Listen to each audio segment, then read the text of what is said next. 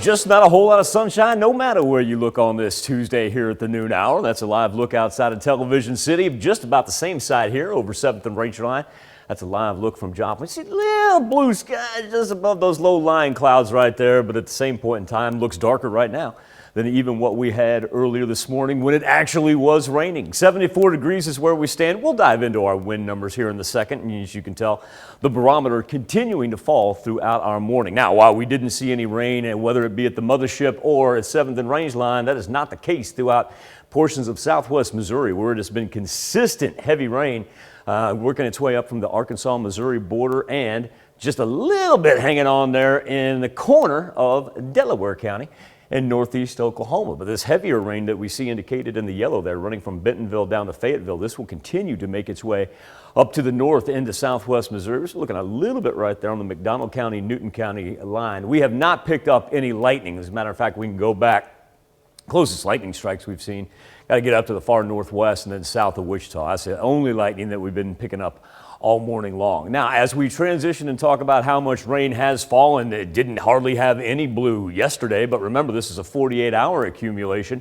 So now we're starting to see the eastern part of southwest Missouri, especially between Monette and Greenfield, picking up anywhere from about quarter to almost half an inch of rain. And I want to go back to this little sliver right here because that's coming off of the 4 to 6 inches that same area picked up last week. Haven't had a whole lot in southeast Kansas, but of course that's the nearly 2 inches in that Chanute line just from yesterday, and we've seen portions of it pop up here, especially in between Joplin on I-49 up to Nevada. Speaking of north of Nevada, we've got a flood warning for the Osage River. This has been extended now all the way into Saturday.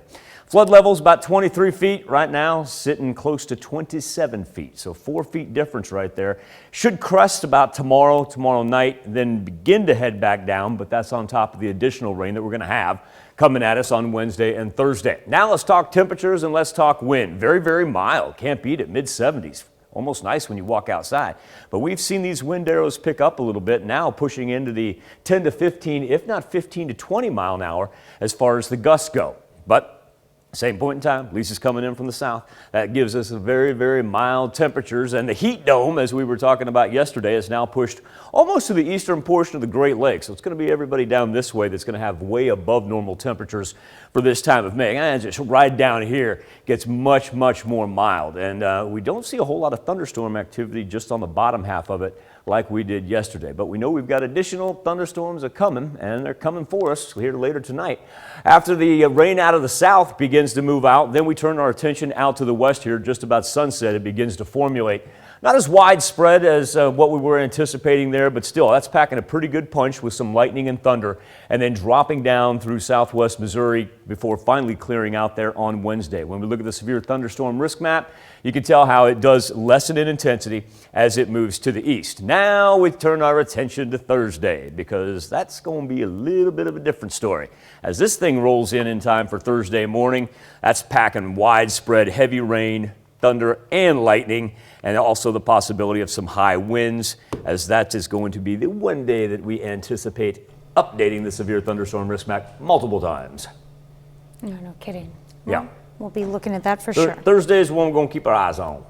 All right, thanks, Michael.